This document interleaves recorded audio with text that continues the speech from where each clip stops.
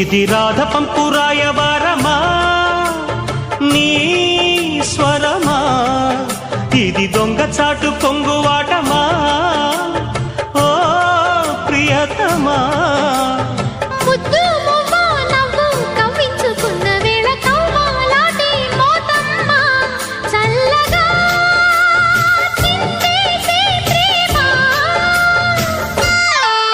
సిరి చందనపు చెక్క లాంటి భామ, నందివర్ధనాల పక్క చేరవమ్మ.